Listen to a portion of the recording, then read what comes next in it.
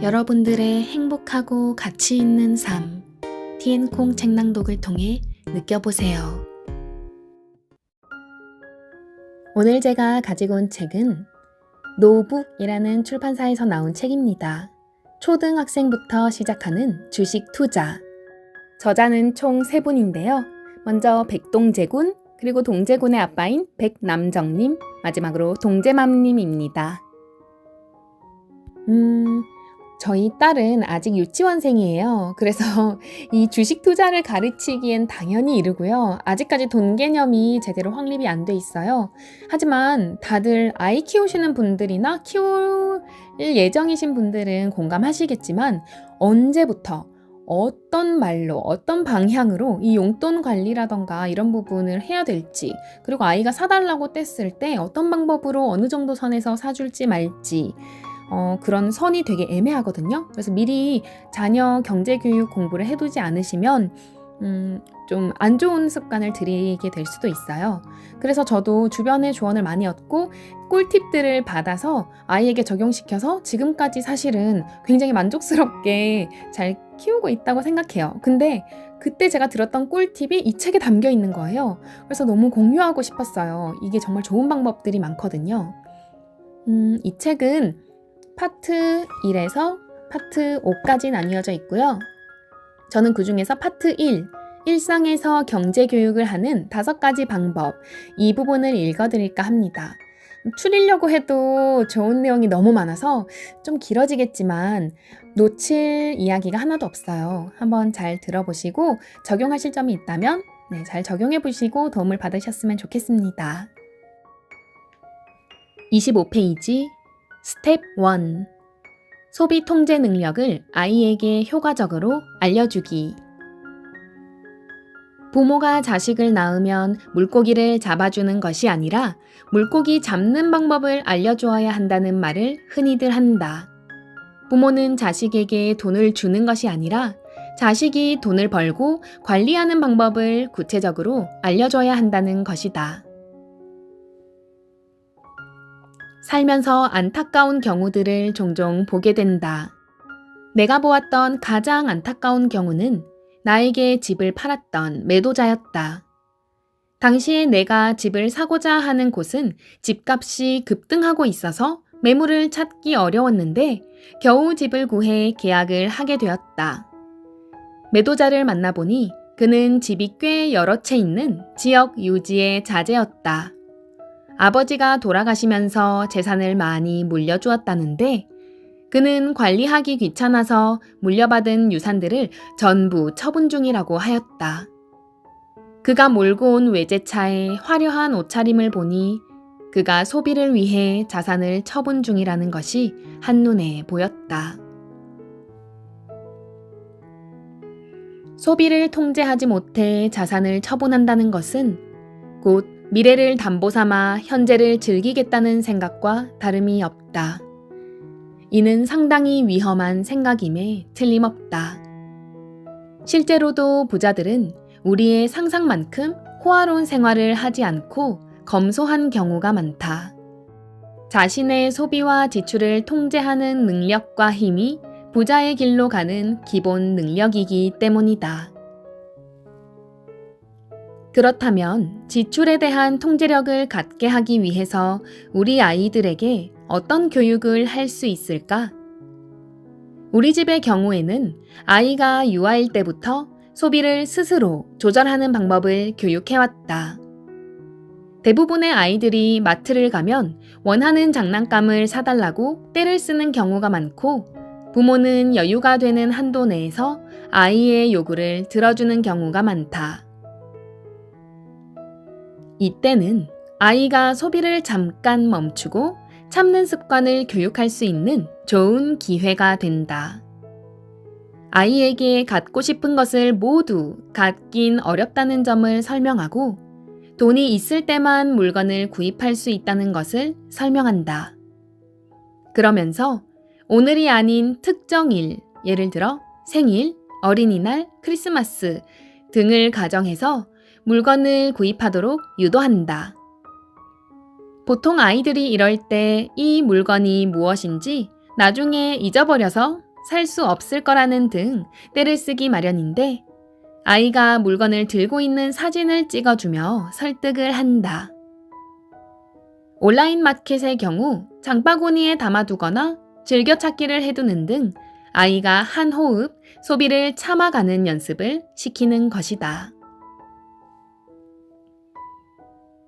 소비 통제 연습을 하고 나서 물건을 사기로 약속한 날, 물건을 사는 것의 여부에 대해 아이에게 묻는다면 꼭 사겠다는 아이도 있고 벌써 그 물건에 대해 심드렁한 아이도 있을 수 있겠다.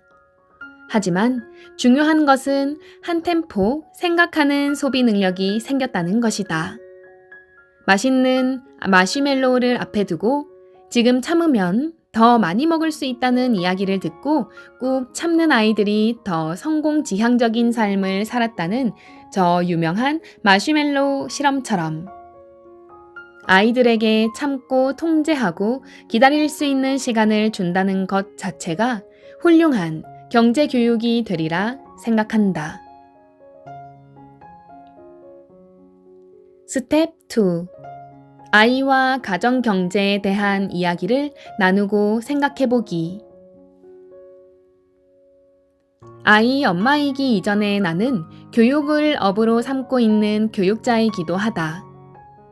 집에서 아이를 양육하고 학교에서는 아이들을 가르치다 보면 절로 떠오르는 교육학의 개념이 바로 교육의 사회화이다.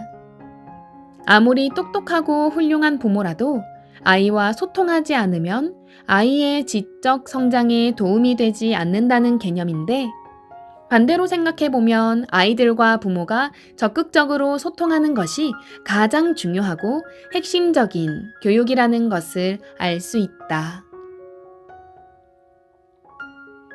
소통의 방법으로 추천하는 것 중 하나는 우리 집안의 경제 상황에 대해 구체적으로 아이와 이야기를 나누어 보는 것이다. 우리나라 정서상 재산이나 돈에 대해 자녀와 이야기 나누는 것을 터부시하는 편이라 아이가 가정경제에 대해 알지 못하는 경우가 상당수이다. 나의 예로 들어보자. 내가 어렸을 때 부모님은 나에게 너는 돈 걱정 말고 열심히 공부만 하면 된다 라는 말을 자주 하셨다. 난 우리 집이 남들에 비해 얼마나 잘 사는지, 아버지가 얼마나 버시는지, 우리 집에 빚이 있는지 아무것도 모르고 살았다. 먹고 살기 바빠서인지 어머니는 예금이나 적금 같은 기본적인 금융활동도 하지 않으셨으니 나의 금융 지식은 제로에 가까웠다. 소위 돈맹이라고 할 수 있겠다. 조금씩 경제관념이 생기고 이제 돈을 모아야 한다는 사실을 30대가 되어서야 깨달았다. 결혼하기 전에 돈을 모으려 했지만 해마다 해외여행을 다니고 필요한 것을 사고 문화생활을 즐기느라 욜로 라이프를 사느라 돈을 모으는 일에는 소홀했다. 지나고 생각해보면 돈을 아껴 써야 하고 모아야 한다는 것부터 아무것도 몰랐다. 돼지 저금통은 여러 개 가지고 있었지만 돼지 저금통의 소유 여부와 경제 습관 형성은 큰 관계가 없었던 것 같다. 돼지 저금통이 있다고 돈을 더 절약하지도 않았고 설사 돈을 모으겠다 결심을 했다고 해서 그 마음이 꾸준히 유지되지 않았다. 시간이 지나 늙고 연로해진 부모님의 용돈을 드리게 되면서 우리 가정의 경제 상황이 심각한 상황이라는 것을 알게 되었다. 2019년 겨울 아버지가 갑작스럽게 쓰러지셔서 세상을 떠나셨을 때 아버지의 호주머니에 있던 몇만 원의 지폐가 아버지 재산의 전부라는 것을 그제야 알게 되었을 때 너무나 마음이 아팠고 참담하였다. 아이와 가정사정과 형편 그리고 투자와 소비에 대해 스스럼 없이 이야기를 나눈다면 아이는 가정의 구성원으로서 자신의 몫에 대해 생각하는 힘을 갖게 될 것이다. 우리 가정의 경우에는 재산, 빚, 재산을 형성하는 방법과 방향, 부모의 소득, 노후 대책 등에 대해 항상 아이와 이야기를 나누고 있으며 이런 가족 공동체의 일원이 바로 아이라는 점을 강조하여 이야기하고 있다. 가난한 사람은 과거를 이야기하고 부자는 현재와 미래에 대해 이야기한다고 한다. 우리 가정 경제 공동체의 일원이 아이임을 항상 주지시키고 가정이 처한 상황에 대해 소통하고 이야기하는 것이 아이의 경제 교육의 시작점이 아닐까? 스텝 3. 세상의 모든 것은 다 경제 활동으로 이루어져 있다는 것에 대해 아이와 대화 나누기. 우리가 살고 있는 세상 위에 경제라는 프레임을 씌워서 보면 다양한 이야기가 가능하다. 평상시 아이들과 할 수 있는 대화의 소재는 상당히 한정적이다. 주로 학교, 학원, 친구, 가족 등 일상적인 이야기를 제외하고 세상의 큰 부분을 구성하고 있는 돈에 대한 이야기를 해보면 어떨까? 부담스럽지 않게 우리 아이 경제 교육을 시작하는 첫걸음이 될 수 있을 것이다. 가장 간단한 예로 마트 등에서 아이가 좋아하는 식품이나 장난감을 구입하며 제품을 만드는 회사를 검색하여 주식의 값을 알아볼 수 있다. 주식이 회사의 가치를 잘게 쪼개서 주식을 가진 사람들이 나눠 갖는다는 것, 주식을 사는 사람이 주주라서 회사의 주인이 된다는 것, 주식의 값은 회사마다 다르다는 점을 등등을 아이의 눈높이에 맞추어서 설명하고 이야기할 수 있는 것들이 상당히 많다.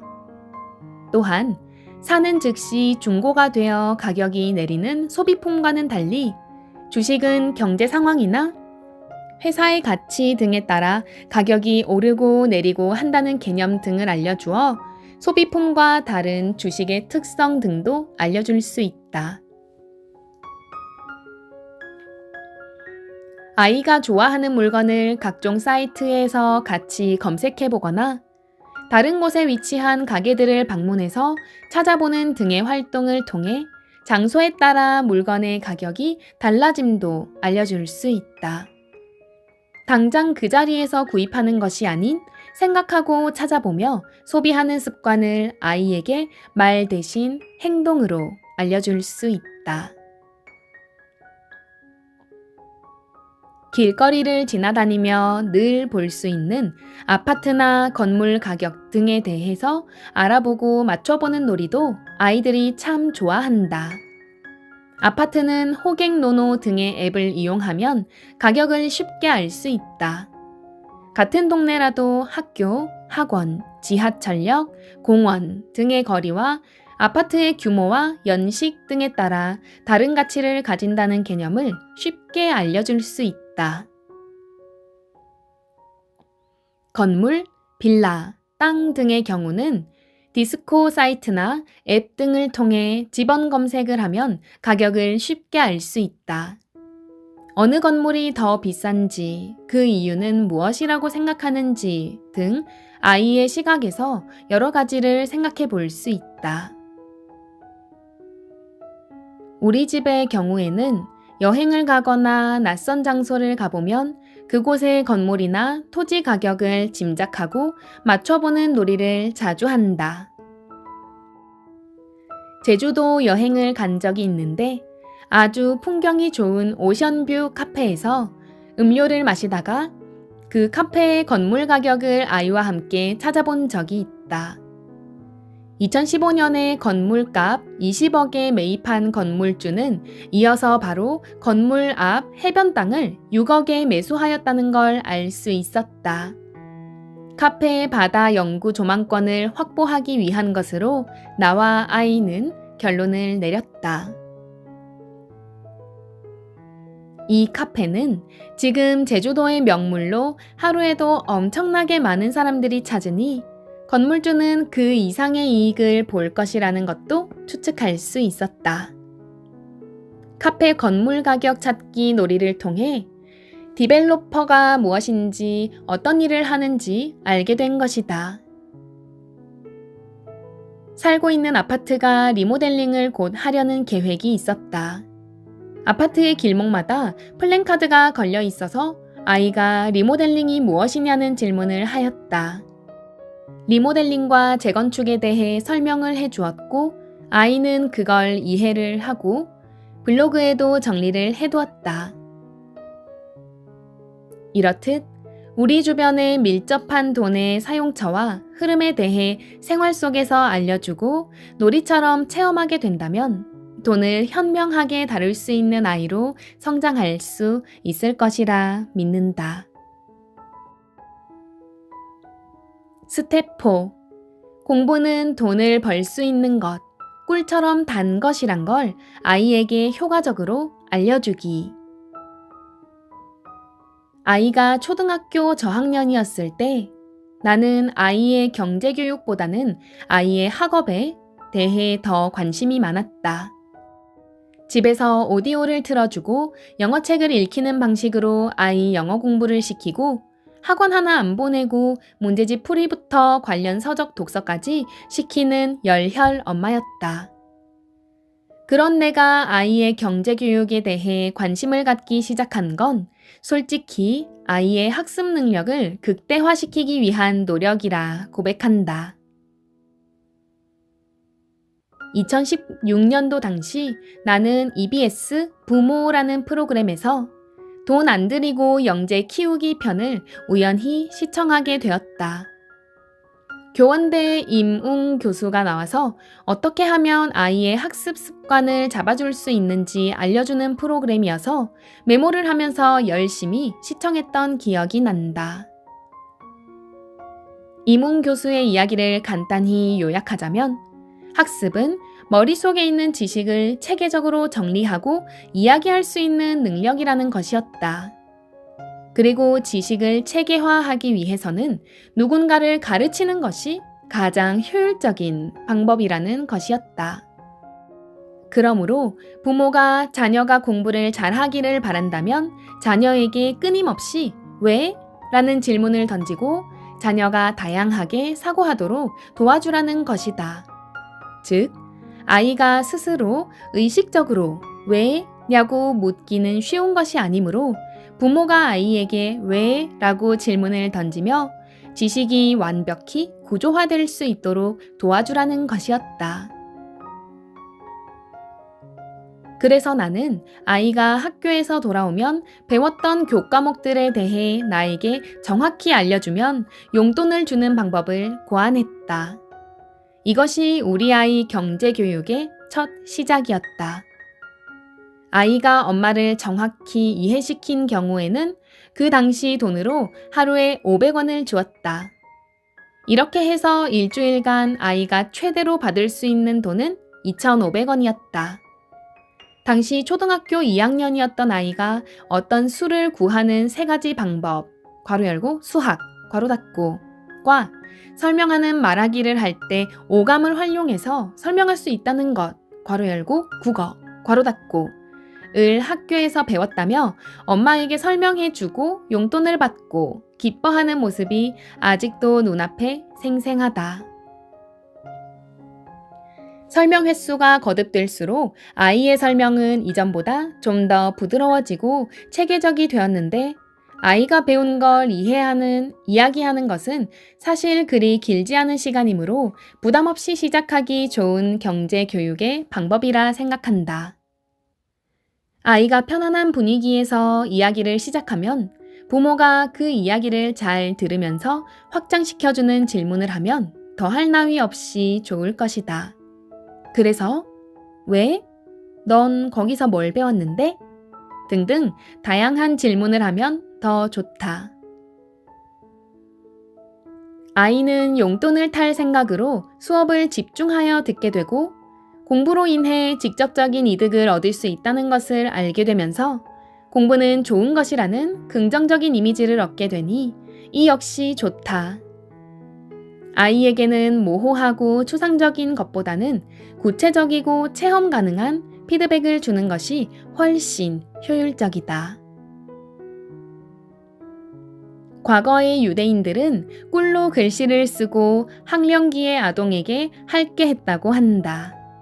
배움이 달콤하다는 걸 그렇게 알려준 것이다. 아이에게도 배움이 얼마나 좋은 건지 알려주면서 대화도 늘게 되어서 일석이조라고 생각된다. 이 과정을 조금 더 진행하고 나서 용돈 기입장도 쓰게 하고 지출과 소비에 대한 이야기도 나눠보는 등 경제교육에 한 걸음 다가서면 좋을 듯 싶다. 네, 오늘은 여기까지 읽어드리겠습니다. 스텝 5까지 있긴 한데요. 시간 관계상 그리고 내용이 좋은 부분을 제가 먼저 추렸어요. 그래서 주식과는 아직까지는 직접적으로 관련된 이야기는 아니었고요. 모든 초등 저학년, 유아, 초등 고학년을 키우는 부모님들에게 도움이 될 만한 무난한 내용으로 가지고 왔어요. 도움이 좀 되셨는지 모르겠어요. 저 같은 경우는 이제 내후년이면 학교를 가니까 아이에게 용돈을 주기 시작할 때가 되잖아요. 그때 이 학교에서 배워온 걸 저에게 알려주면 용돈을 주는 이런 방식은 너무 좋은 것 같아요. 유대인들의 경우에는 아이들끼리, 친구들끼리 서로 계속 질문을 주고받고 배운 걸 알려주고 이런 방식으로 공부를 하더라고요. 근데 우리는 그런 문화 자체가 형성이 잘 안 돼 있어서 그걸 부모가 그 역할을 해주면 되겠구나라는 깨우침이었어요. 정말 꿀팁 같아요. 네, 그럼 여기까지 하겠습니다. 들어주신 여러분들 정말 감사하고 사랑합니다. 다음에 또 만나요.